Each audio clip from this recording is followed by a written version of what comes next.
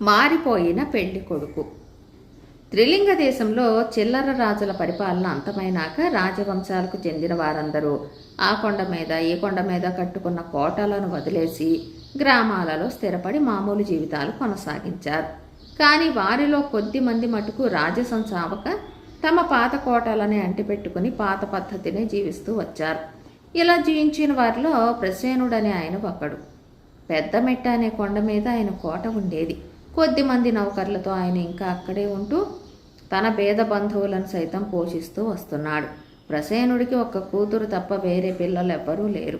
ఆ పిల్ల పేరు లలితాంగి. ఆమెకు పెళ్లి చేసి ఒక ఇంటిదాన్ని చేస్తే ఆయన తాను బతికి ఉన్నంతకాలము నిశ్చింతగా బతకొచ్చు. అయితే లలితాంగి వివాహం తండ్రికి ఒక పెద్ద సమస్య అయ్యింది. ఆమెను ఎవరికో అనామకుడికి ఇచ్చి చేయటం ఆయనకు ఇష్టం లేదు. పైగా లలితాంగి చాలా అందగత్తె. ఏ చక్రవర్తి కుమారుణ్ణి అయినా చేసుకోదగినటువంటిది. రాజవంశాలకు చెందిన వారిలోనే ఆమె భర్తను వెతకాలి. ఆ వంశాలలో సగానికి పైగా శత్రువంశాలు. ఈ శత్రుత్వం కొత్తగా వచ్చింది కాదు, అనేక తరాలుగా ఉంటున్నది. పెద్ద మెట్టకు 4 కోసుల దూరంలో ఎర్రకొండ వద్ద జయసింహుడు అనే ఆయన ఉన్నాడు. ఆయన కొడుకు బాలచంద్రుడు చాలా చక్కని వాడని, అన్ని విధాలా లలితాంగికి తగినవాడని చెప్పుకునేవారు. అయితే జయసింహుడు ప్రసేనుడికి శత్రువర్గంలోని వాడు. వారిద్దరూ ఎన్నడూ ఒకరికొకరు చూసుకుని కూడా ఎరగరు. ప్రసేనుడి ముత్తాతగారి హయాంలో వారికి వీరికి పెద్ద యుద్ధం జరిగింది. ఆ తర్వాత వారికి వీరికి సంబంధాలు లేవు. చిట్ట చివరకు ప్రసేనుడు తన కుమార్తెకు ఒక సంబంధం చూశాడు. పెళ్లి కొడుకుది దూరాన నల్లకొండ. అయినప్పటికీ నల్లకొండ రాజులకు పెద్దమెట్ట రాజులకు అనాదిగా మైత్రి ఉన్నది. వారిది కూడా గొప్ప వంశం. పెళ్లి కొడుకు జయంతుడు పాదుషా కొలువులో ఉంటున్నాడు. అతను కూడా యువకుడే. అతన్ని పెళ్లి కూతురు వైపు వారెవ్వరూ చూసి ఉండలేదు. కానీ మనిషి అనాకారి కాడని తెలియవచ్చింది. ప్రసేనుడు తన మనుషులను నల్లకొండకు పంపి వివాహం స్థిరపరిపించాడు. ముహూర్తం కూడా ఏర్పాటయింది. జయంతుడు పెళ్లికి 2 రోజుల ముందుగానే తన సిబ్బందితో వచ్చి చేరుతానని కబురు చేశాడు. తనకు కాబోయే అల్లుణ్ణి గౌరవించటానికి ప్రసేనుడు పెద్ద ఎత్తున ఏర్పాటు చేశాడు. కోటకు వచ్చే కొండ మార్గం అంతా శుభ్రం చేయించాడు.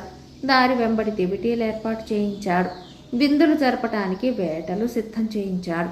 పెళ్లి కొడుకు వస్తాడన్న రోజుకు అందరూ అన్ని సన్నాహాలు పూర్తి చేసుకుని ఎదురు చూశారు.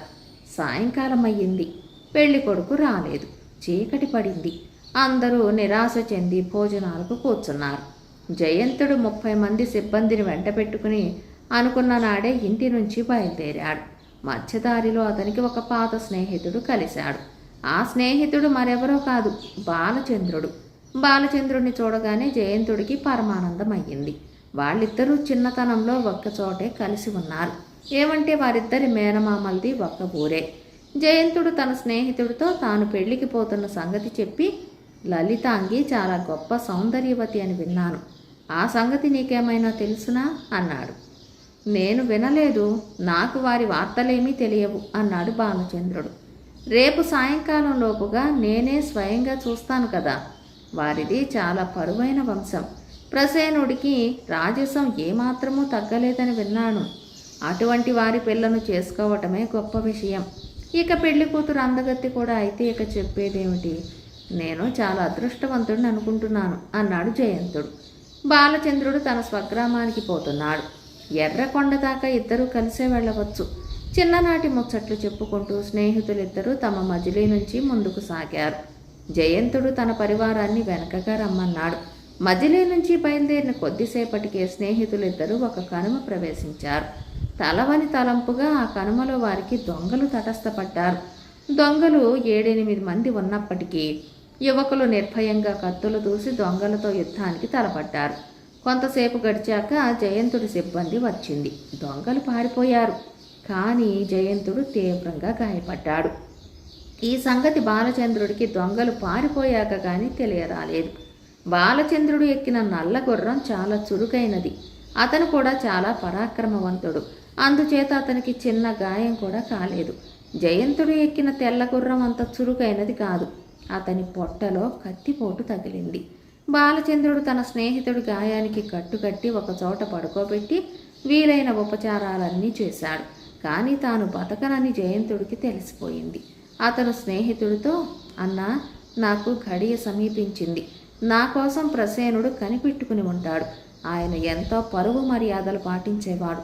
నువ్వు వెంటనే బయలుదేరి పెద్దమిట్టకు వెళ్ళి ఆయనతో ఈ దుస్సంఘటన గురించి చెప్పి ఆయనకు ఆశాభంగం కలిగించినందుకు నా తరపున క్షమాపణ వేడు. ఈ పని పూర్తి చేయకుండా మరే పని చూడనని నాకు మాట ఇవ్వు. నా శవాన్ని నల్లకొండకు చేర్చనవసరం లేదు. నా ఉత్తర క్రియలు ఈ కనుమలోనే జరిగేటట్టు చేయి. నల్లకొండకు నా మరణ వార్త చెబితే చాలు అని చెప్పి జయంతుడు ప్రాణం వదిలాడు. తన స్నేహితుడి శవానికి దహన క్రియలు జరిపించి బాలచంద్రుడు తన నల్లగొర్రం మీద వేగంగా పెద్దమెట్టుకు బయలుదేరాడు. ఒక వంక తన మిత్రుడు చనిపోయాడన్న విచారము, ఇంకొక వంక ఈ విషాద వార్తను ప్రసేనుడికి తన నోటి మీదుగా చెప్పాలన్న బాధ ప్రసేనుడి దృష్టిలో తాను గర్భశత్రువు అన్నది అతన్ని బాధించాయి. దారిలో ఎక్కడ ఆగకుండా ప్రయాణం చేసి అతను రాత్రి జాము పొద్దుపోయి పెద్దమిట్ట మీదికి కోటకు చేరుకున్నాడు. అప్పుడే భోజనానికి కూర్చున్న ప్రసేనుడి కుటుంబం వారికి గుర్రపు డెక్కల చప్పుడు వినిపించింది. మరి కాసేపటికల్లా బాలచంద్రుడు వారున్న చోటికి వచ్చాడు. అతన్ని చూసి అక్కడ ఉన్న వారందరూ అతనే పెళ్లి కొడుకని అనుకున్నారు. లలితాంగి భోజనం ముందు నుంచి లేచి అవతలికి వెళ్ళిపోయింది. కానీ ఆ లోపుగా ఆమె అతన్ని బాగానే చూసింది. అతను కూడా ఆమె అందం చూసి దిగ్భ్రమ చెందాడు.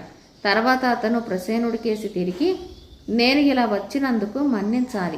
దారిలో అనుకోని సంఘటన ఒకటి జరిగింది అన్నాడు. ఆ విషయాల తర్వాత మాట్లాడుకోవచ్చు నాయన, ముందు కాళ్ళు చేతులు కడుక్కుని భోజనం చెయ్యి అన్నాడు ప్రసేనుడు. కొద్దిసేపట్లో బాలచంద్రుడు కూడా భోజనానికి కూర్చున్నాడు. అతను ఏ పరిస్థితులలోనూ తాను జయసింహుడి కొడుకునన్న విషయం బయటపెట్టి ప్రసేనుడికి అనవసరమైన బాధ కలిగించదలచలేదు. పోతే జయంతుడి మరణ వార్త మాత్రం ఏదో విధంగా బయటపెట్టి తాను దాటి వెళ్ళాలి. కానీ తానే జయంతుడినని అక్కడ వాళ్ళంతా పొరపాటు పడతారని అతను అనుకోలేదు. వాళ్ళలా పొరపడ్డారని భోజనాల దగ్గర సంభాషణలో అతనికి స్పష్టమయ్యింది. పెళ్లి కొడుకు అందంలో పెళ్లి కూతురికి ఏమంత తీసిపోడులే అని ఒకరన్నారు. వెంటనే మరొకరు ప్రసేనుడి అదృష్టం ఆ పిల్ల అదృష్టం అన్నారు. బాలచంద్రుడికి ఈ మాటలు సోలాల్లాగా తగిలాయి. లలితాంగి అప్పుడే తన భార్య అయిపోయినట్టు వారంతా మాట్లాడటం అతనికి చెప్పరాని బాధ కలిగించింది. ఎందుచేతనంటే ఆమెను చూసిన క్షణంలో అతను ప్రేమించాడు. కానీ తనకు ఆమెకు వివాహం కావటం అసంభవమని అతనికి పూర్తిగా తెలుసు. ప్రసేనుడు ఆత్మహత్య అయినా చేసుకుంటాడు కానీ ఆమెను తనకిచ్చి పెళ్లి చేయడు. భోజనాలు ముగిశాయి. అందరూ లేచారు. బాలచంద్రుడు మెల్లిగా బయటికి జారుకున్నాడు. అతను అక్కడ లేడన్న విషయం ముందు గమనించినవాడు ప్రసేనుడే. ఆయన గబగబా బయటికి వచ్చాడు. బయట దివిటీల వెలుగులో నల్లగుర్రం ఎక్కి కళ్ళాలు బెగలాగి పట్టి ఎక్కడికో వెళ్ళిపోతూ బాలచంద్రుడు కనిపించాడు. ఇప్పుడు వచ్చి ఇంతలోనే ప్రయాణం ఎక్కడికి నాయనా? నీకోసం విడిది ఏర్పాటు చేశాను రా అన్నాడు ప్రసేనుడు. లేదు, నేను మీకు ఒకసారి కనపడిపోదామనే వచ్చాను. ఇంకా ఒక్క క్షణం కూడా ఉండటానికి ఉత్తర్వు లేదు. అసలు విషయం ఏమిటంటే ఈ ఉదయమే దొంగలు తటస్థపడి నన్ను పొడిచి చంపేశారు. మధ్యాహ్నం లోపల నన్ను దహనం చేసేశారు. ఈ విషయం నన్ను మీరు చెప్పనివ్వక భోజనం చెయ్యమని నిర్బంధించారు. నాకు సెలవిప్పించండి అంటూ బాలచంద్రుడు కళ్ళాలు వదిలాడు. వెంటనే అతని నల్లగుర్రం వాయువేగంతో కదిలి చీకటిలో అదృశ్యమయ్యింది. ప్రసేనుడు ఈ మాటలు విన్న చాలాసేపటి దాకా కొయ్య బొమ్మలాగా అయిపోయాడు. తర్వాత ఆయన లోపలికి వెళ్ళి తాను విన్న మాటలు అందరికీ చెప్పాడు. అంతా నిశ్చేష్టులైపోయారు. తాము చూసిన పెళ్లి కొడుకుని దయ్యమని వినగానే లలితాంగి కంటికి మంటికి ఏకధారగా ఏడ్చింది. జయంతుడు దొంగలు పొడిచి చంపిన వార్త, అతనికి దహనక్రియలు జరిగిన వార్త మర్నాడే రుజువయ్యింది. దానితో పాటు ఆ క్రితం రాత్రి వచ్చిన అతిథి దయ్యమన్నది కూడా మరింత రూఢయ్యింది. కొద్ది రోజులు గడిచాయి. లలితాంగికి నిద్రాహారాలు లేవు. ఆమె తాను చూసిన దయ్యం కోసం తప్పించిపోతూ ఉంది. ఒక వెన్నెల రాత్రి ఆమె తన పడక గది గవాక్షం వద్దకు చల్లగాలి కోసం వెళ్ళి కిందికి చూసేసరికి కింద పొదల మధ్యన నల్లగొర్రం మీద ఆమె మనసులో మెదులుతున్న ఆకారం కనిపించింది. లలితాంగి నోట మాట లేక అలాగే అతని కేసి చూస్తూ ఉండిపోయింది. ఇంతలో లలితాంగి పరిచారిక ఏమిటమ్మా అది అంటూ వచ్చి కిటికీలో నుంచి కిందికి చూసింది. వెంటనే ఆమె అమ్మయ్యో దయ్యం అని చావు కేక పెట్టి విరుచుకుపడిపోయింది. లలితాంగి ఆ పరిచారికి ముఖాన నీళ్లు చల్లి మళ్ళీ కిటికీ దగ్గరికి వచ్చి బయటికి చూస్తే కింద ఎవ్వరూ లేరు. దయ్యం పెళ్లి కొడుకు మళ్ళీ కనిపించాడనగానే లలితాంగి తప్ప అందరూ కంగారెత్తిపోయారు. రాత్రిపూట ఆమె వెంట తోడు పడుకోవడానికి పరిచారికలందరూ నిరాకరించారు. ఆ గది వదిలిపెట్టి ఇంకొక చోట పడుకోమంటే లలితాంగి నిరాకరించింది. కారణం ఏమిటంటే ఆ దయ్యాన్ని చూడాలని ఆమె తప్పించిపోతూ ఉంది. దాన్ని పెళ్లాడటానికి కూడా ఆమె సిద్ధంగానే ఉంది. లలితాంగి మనసు మార్చలేక ఆమెను తన పడక గదిలో ఒంటిగా పడుకోనిచ్చారు. వారం రోజులు గడిచాయి. తర్వాత ఒకనాడు లలితాంగి మాయమయ్యింది. తెల్లవారి పరిచారికలు గదిలోకి వచ్చి చూసేసరికి గది ఖాళీగా ఉంది. దయ్యం లలితాంగిని ఎత్తుకుపోయిందన్నారు. చాలామందికి ఆమె ప్రాణాలతో కనిపిస్తుందన్న ఆశ కూడా పోయింది. కానీ మరో వారం గడిచేసరికి ఎర్రకొండ నుంచి ఒక మనిషి లేఖ తెచ్చాడు. ఆ లేఖ రాసినవాడు జయసింహుడు. మీ అమ్మాయి లలితాంగి క్షేమంగా ఇక్కడికి చేరింది. మీ అనుమతితో ఆ పిల్లను నా కుమారుడైన బాలచంద్రుడికి చేసుకోవాలని నిశ్చయించాను. ఆ పిల్ల కారణంగా మనము శాశ్వత మిత్రులము కాగలమని నమ్ముతున్నాను. వివాహానికి మీరు సపరివారంగా వచ్చి వధువుతో పాటు వరుణిని కూడా ఆశీర్వదించ ప్రార్థన అని జయసింహుడు రాశాడు. నా కూతురు దయ్యాన్ని పెళ్లాడే కన్నా శత్రువును పెళ్లాడుతుందనుకున్నా నాకు సమ్మతమే. మనం ఈ పెళ్లికి తప్పకపోతున్నాం. జయసింహుడు ఇంత పెద్ద మనిషి అని నేను ఎరగను అన్నాడు ప్రసేనుడు. మంచి ముహూర్తాన లలితాంగికి బాలచంద్రుడికి వైభవంగా పెళ్లి జరిగింది. కథ సమాప్తం. పుత్రవాత్సల్యం. ఒకప్పుడు పాటలీపుత్రాన్ని ఏలిన సూరవర్మ చాలా కఠిన హృదయుడు. యుద్ధరంగంలో ఆయన ఎంత పరాక్రమం చూపేవాడో ఓడిపోయిన వారి పట్ల అంత క్రూరంగా కూడా ప్రవర్తించేవాడు. ఆయన పరిపాలనలో నేరస్తులకు తరచూ మరణదండన జరుగుతూ ఉండేది. మరణదండన విధించిన వారిని ఉరితీయడమో శిరచ్ఛేదమో చేయటానికి మారుగా సూరవర్మ వారిని సింహాలతోనూ పులులతోనూ పోట్లాడించి వాటి చేత చంపించి తాను వినోదం చూసేవాడు. ఇటువంటి కిరాతకుడై ఉండి కూడా సూరవర్మకు తన కొడుకు పైన చాలా ప్రేమ. ఆయనకు ఉన్నదే ఒక్క కొడుకు. అతని పేరు చంద్రవర్మ. తండ్రి ఎంత కఠిన హృదయుడో చంద్రవర్మ అంత సుకుమారమైన మనస్సు కలవాడు. ఎవరి మనసు బాధపడినా అతను నొచ్చుకునేవాడు. చంద్రవర్మకు సుబుద్ధి అని ఒక ప్రాణ స్నేహితుడు ఉండేవాడు. వాళ్ళిద్దరూ ఒకే వయసు వాళ్ళు. చూడటానికి కూడా ఇంచుమించు కమల పిల్లల్లాగా ఒకే పోలిక కలిగి ఉండేవాళ్ళు. చంద్రవర్మ సుబుద్ధి ఒకే గురువు వద్ద చదువుకున్నారు. అస్త్ర విద్య నేర్చుకున్నారు. వాళ్ళిద్దరూ 20 ఏళ్ల ప్రాయం వాళ్లే ఉండగా సూరవర్మ జయంత దేశంపై దండెత్తిపోతూ సేనల వెంట తన కుమారుణ్ణి అతని స్నేహితుణ్ణి కూడా యుద్ధానికి తీసుకుపోయాడు. చంద్రవర్మ యుద్ధంలో పాల్గొనటం అదే మొదలు. యుద్ధం త్వరలోనే ముగిసింది. జయంత దేశపు రాజైన రణజితుడు చిత్తుగా ఓడిపోయి తన కోట విడిచి అడవుల్లోకి వెళ్ళి దాక్కున్నాడు. ఆయన దాగిన స్థలం బహు కొద్ది మందికే తెలుసు. సూరవర్మ కోటలో ప్రవేశించిన వెంటనే రణజిత మహారాజు కుమార్తె ఊర్మిళ కన్నీరు కారుస్తూ ఆయన కంటపడింది. ఊర్మిళ అసాధారణమైన అందగత్తె. జయంత దేశపు రాజుకు ఆమె ఒక్కతే కుమార్తె. ఆమెను చూస్తూనే సూరవర్మ పెళ్ళాడ నిశ్చయించాడు. తాను గెలిచిన రాజ్యం కన్నా ఊర్మిళే ఆయనకు ఎక్కువగా కనిపించింది. ఊర్మిళను చూడగానే చంద్రవర్మ కూడా ఆమెను ప్రేమించాడు. ఆమె కన్నీరు అతన్ని చాలా కలవరపరిచింది. జయంత దేశాన్ని ఓడించటంలో తాను కూడా పాల్గొన్నందుకు అతనికి చాలా కష్టం కలిగింది. తన తండ్రి శత్రువుల పట్ల చాలా క్రూరుడు. ఊర్మిళను గాని ఆమె తండ్రిని గాని ఆయన ఎక్కడ సింహాలకు వేసిపోతాడో అని అతను చాలా భయపడ్డాడు. అవకాశం చూసుకుని ఊర్మిళ ఉండే గదికి వెళ్ళి ఆమెతో, ఓడిపోయినందుకు విచారించకు. నీ కంట నీరు కారుతూ ఉంటే నాకు చాలా బాధగా ఉంది. ఇది చూసే కన్నా నేను యుద్ధభూమిలో దెబ్బతిని రక్తం కార్చినా ఇంత బాధపడను. నా తండ్రి నా మాట తీసివేయడు. ఆయనతో చెప్పి మీకు మాకు గౌరవప్రదంగా ఉండే పద్ధతిలో సంధి జరిగేటట్టు చూస్తాను అన్నాడు. మొదట ఊర్మిళకు చంద్రవర్మ మీద ఆదరభావం లేదు. ఎందుకంటే తన తండ్రికి కష్టాలు తెచ్చిన శత్రుకోటిలో ఈ చంద్రవర్మ కూడా ఉన్నాడు. కానీ అతని మాటలు వింటున్న కొద్దీ ఊర్మిళకు అతనిపైన మంచి అభిప్రాయం ఏర్పడింది. ఆమె క్రమంగా తన ఆశలన్నీ అతని మీదనే పెట్టుకోసాగింది. తనలాగే తన కొడుకు కూడా ఊర్మిళను ప్రేమిస్తున్నాడని సూరవర్మకు తట్టలేదు. కానీ ఊర్మిళ చంద్రవర్మను ఎట్లాగైనా మంచు చేసుకుని తన తండ్రికి లాభం చేకూర్చాలని ప్రయత్నిస్తున్నట్టు ఆయన అపోహపడ్డాడు. ఆయన వెంటనే తన కొడుకును పిలిచి, నాయనా, రణజితుడు పరారి అయినాడు. సంధి సంప్రదింపులు సాగించటానికి ఎవ్వరూ లేరు. రణజితుడి కోసం వెతికిస్తున్నాను. ఇక్కడి వ్యవహారాలు ఇంతలో ముగిసేటట్టు లేవు. కనుక నువ్వు మన శిబిరానికి వెళ్ళి అక్కడి పరిస్థితులు చూసుకో. సంధి జరిగే సమయానికి నీ కోసం కబురు చేస్తాను అన్నాడు. ఊర్మిళను విడిచి వెళ్లటం చంద్రవర్మకు ఇష్టం లేదు. కానీ తండ్రి ఆజ్ఞ శిరసావహించక తప్పదు. అతను తన ప్రాణ స్నేహితుడైన సుబుద్ధిని పిలిచి, అన్నా, ఊర్మిళను 1000 కళ్ళతో కనిపెట్టి ఉండు. ఆమెకు మనం తప్ప వేరే దిక్కు లేరు. నాయనగారి గుండె రాతి గుండె, నీకు తెలుసు కదా.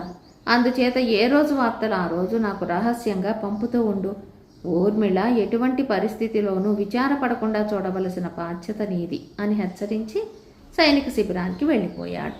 కుమారుడు వెళ్ళిపోగానే సూరవర్మ ఊర్మిళ వద్దకు వెళ్ళి ఆమెతో చాలా మంచిగా, నీవు నన్ను పగవాడిలాగా చూడనవసరం లేదు. నేను మీ వంశానికి గాని రాజ్యానికి గాని ఎట్టి అపకారమూ చేయదలచలేదు. ఒక్క షరతు పైన నేను మీ తండ్రితో సంధి చేయడానికి సిద్ధంగా ఉన్నాను. ఆ షరతు ఏమిటి అంటే, నీవు నన్ను పెళ్లాడాలి. ఈ సంగతి మీ తండ్రి గారికి కబురు చేయవచ్చు అని చెప్పాడు.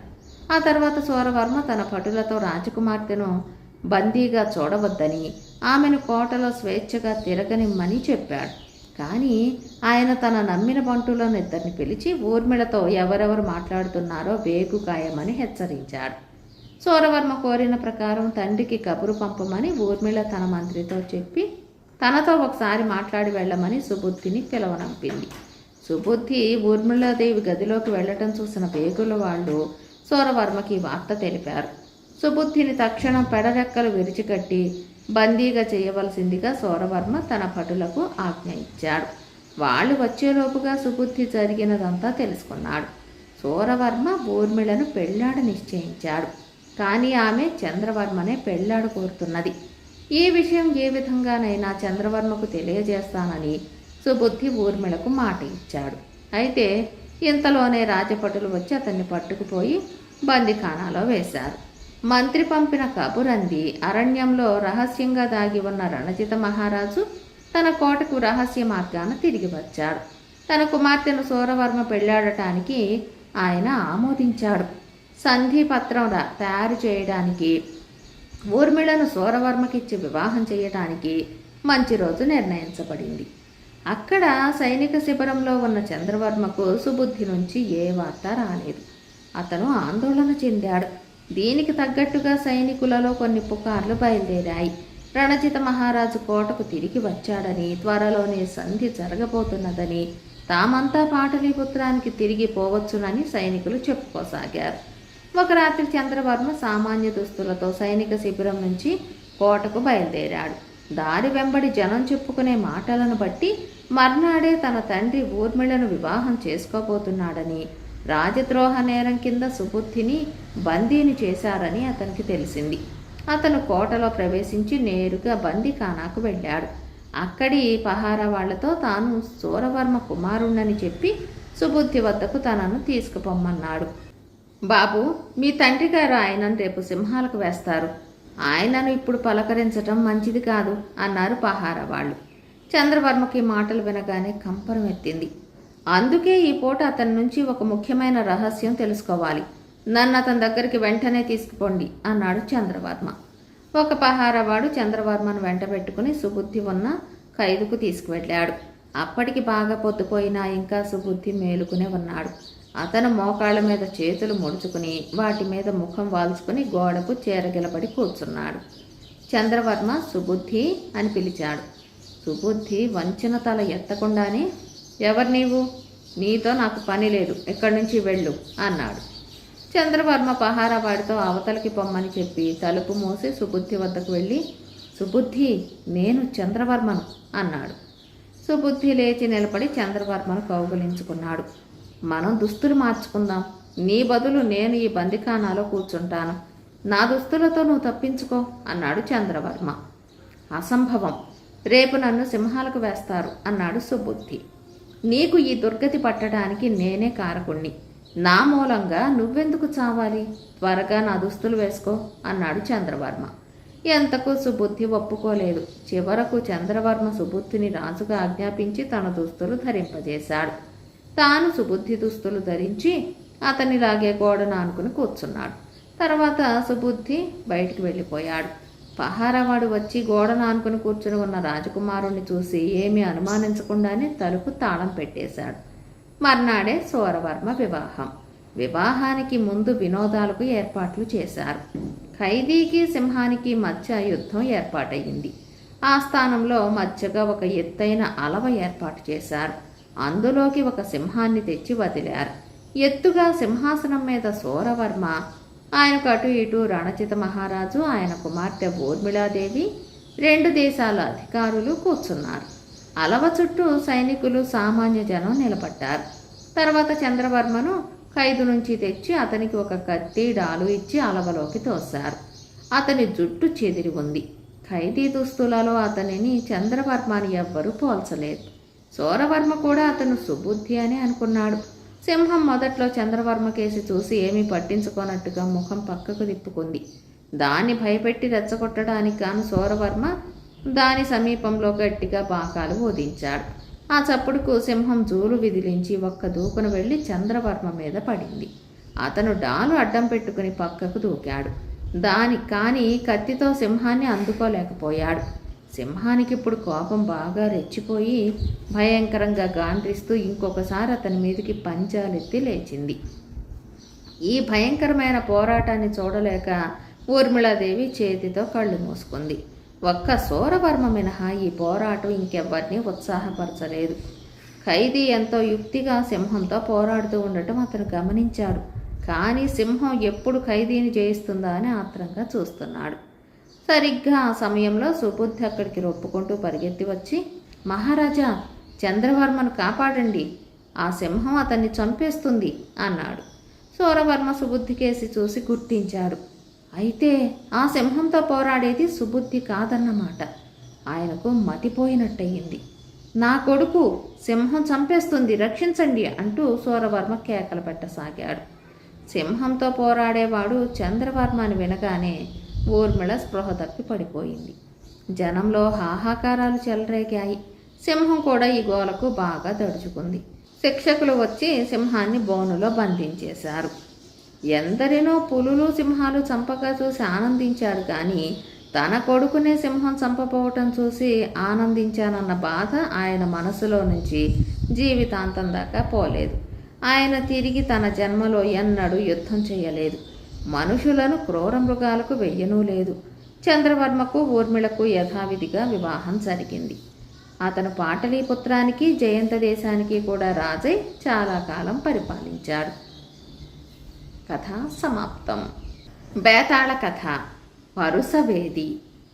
పంతంగల విక్రమార్కుడు చెట్టు వద్దకు తిరిగిపోయి శవాన్ని దించి భుజాన వేసుకుని మౌనంగా శ్మశానం కేసి నడవసాగాడు.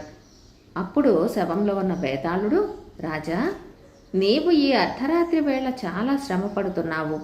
నీ శ్రమ పోగొట్టడానికి ఒక చిన్న కథ చెబుతాను విను అంటూ ఈ విధంగా చెప్పసాగాడు. ఒకప్పుడు మరాళ దేశాన్ని సుకేతుడనే రాజు పాలించాడు. ఆయన చాలా పరాక్రమవంతుడే, కానీ ధనవంతుడు కాడు. 12 ఏళ్ల పాటు కరువు వచ్చి మరాళ దేశం అతి పేద దేశమైపోయింది. అందుచేత సుకేతుడు తన రాజ్యాన్ని విస్తరించుకోలేకపోయాడు. కరువుకు తాళలేక చాలామంది చనిపోయారు. అనేకులు దూరదేశాలకు వలసపోయారు. ఈ స్థితిలో మరాళ దేశానికి ఒక స్వర్ణకారుడు వచ్చాడు. అతను చాలా ముసలివాడు. ఆయన పేరు విశ్వకర్మ. విశ్వకర్మ సుకేతుడి దర్శనం చేసుకుని, మహారాజా, నేను చాలా కాలంగా పరుసవేది విద్య కోసం పాకులాడుతున్నాను. 1 ఏడాది గడువిచ్చినట్లయితే నేను అంతులేని బంగారం చేయగలుగుతాను. అంతదాకా నన్ను తమరు పోషించగలరా అని అడిగాడు. ఈ విశ్వకర్మ సహాయంతో బంగారం తయారు చేసినట్టయితే తన దారిద్ర్యం తీరిపోయి మంచి రోజులు వస్తాయి దేశానికి అని సుకేత మహారాజుకు తోచింది. సరే, 1 ఏడాది పాటు నీవు రాజసౌధంలోనే ఉండు. నీకు కావలసిన ఏర్పాటులన్నీ నేను చేస్తాను. ఆ తర్వాత నువ్వు చేసే బంగారంలో ఒక వీసం నువ్వు ఉంచుకుని మిగిలినదంతా నాకివ్వాలి అని సుకేతుడు విశ్వకర్మతో అన్నాడు. విశ్వకర్మ సమ్మతించాడు. ఆయనకు ఒక కర్మాగారం ఏర్పాటు చేసి అందులో ఆయనకు కావలసిన కొలిమి, మోసలు, ద్రావకాలు మొదలైనవన్నీ ఏర్పాటు చేశాడు. ఆయనకు కావలసిన లోహాలు కూడా అమర్చారు. అందులో ఆయన ఒంటరిగా కూర్చుని అహోరాత్రాలు పనిచేస్తూ వచ్చాడు. వారాలు నెలలు గడిచాయి. ఆయన అవసరాలన్నిటికీ రాజుగారు పుష్కలంగా ధనమిస్తున్నారు. కాలం సుఖంగా వెళ్ళిపోతున్నది. చూస్తూ ఉండగానే ఏడాది పూర్తయింది. ఆఖరు రోజున విశ్వకర్మను రాజు తన దగ్గరకు పిలిపించి, ఏమయ్యా, నువ్వు పరుసవేది తయారు చేయటం ఏమైంది అని అడిగాడు. మహారాజా, ప్రయోగాలు ఇంకా పూర్తి కాలేదు, అయిపోవచ్చాయి. ఇంకొక 6 నెలలు గడువిప్పిస్తే తమకు కావలసినంత బంగారం చేసి పెడతాను అన్నాడు విశ్వకర్మ వినయంగా. రాజుకు చాలా ఆగ్రహం వచ్చింది. ఏడాదిలో బంగారం చేస్తానని అబద్ధమాడావు. అయినా ఈసారికి నిన్ను క్షమిస్తున్నాను. 6 నెలలలోపుగా నువ్వు బంగారం చెయ్యలేని పక్షంలో నీ తల కొట్టించి కోట గుమ్మానికి కట్టించగలను. జాగ్రత్త. నీ మీద ఎంతో ఆశలు పెట్టుకున్నాను. దేశానికి దారిద్ర్యం తీరిపోతే సైన్యాలను సమకూర్చి చుట్టుపట్ల ఉన్న రాజ్యాలన్నిటినీ జయించి చక్రవర్తిని అవుదామనుకున్నాను. నా ఆశలన్నీ భగ్నం చేశావు. అయినా ఈసారికి క్షమించాను. రెండవసారి క్షమించేది లేదు అన్నాడు సుకేత మహారాజు. విశ్వకర్మకి ఏం చేయాలో తెలియలేదు. అతనికి బంగారం చెయ్యటం రాదు. ఆ విద్య కోసం జీవితమంతా ధారపోసి ముసలివాడైపోయాడు. పొట్ట గడవక అబద్ధాలతో వారిని వీరిని మోసం చేస్తూ ఇంతదాకా తోసుకువచ్చాడు. ఈ ఏడాది లోపల తనకు చావు రాకపోతుందా అనే ధైర్యంతో సుకేత మహారాజును ఏడాది గడువు అడిగాడు. కానీ చావు రాలేదు. బలవంతపు చావు చావటం విశ్వకర్మకు ఇష్టం లేదు. ఇప్పుడు తనకు ఇంకొక 6 నెలలు గడువు దొరికింది. కానీ ఆ తర్వాత ఏం చేయాలో ముసలివాడికి బోధపడలేదు. అతడు అక్కడి నుంచి పారిపోదామని చూశాడు, కానీ సాధ్యపడలేదు. రాజు ఆయన వెంట రాత్రింబగళ్ళు భటులను కాపలా ఉంచాడు. రాజుగారు అన్న మాటలు ముసలివాడి చెవిలో గింగురుమంటూనే ఉండేవి. ఆయన తనకు బలవంతపు చావు తప్పదని నిశ్చయించుకున్నాడు. 6 నెలలు గడిచాయి. విశ్వకర్మను రాజుగారు పిలిపించి బంగారం సంగతి ఏం చేశావో అని అడిగాడు. మహారాజా, బంగారం చేసే గీత నా చేతిలో లేదు. నాకు బ్రహ్మ 1000 ఏళ్ళు ఆయుర్దాయం ఇచ్చినా నేను బంగారం చెయ్యలేను అన్నాడు విశ్వకర్మ నిర్భయంగా. ఎందుకుగాను నేను నీకు విధించబోయే శిక్ష తెలుసు కదా అన్నాడు సుకేత మహారాజు కోపంగా. నన్ను ఏలిన వారు శిక్షించనవసరం లేదు. బంగారం కంటే కూడా మీకు ఎక్కువగా పనికి వచ్చేది, మేలు చేసేది కనిపెట్టాను అన్నాడు విశ్వకర్మ.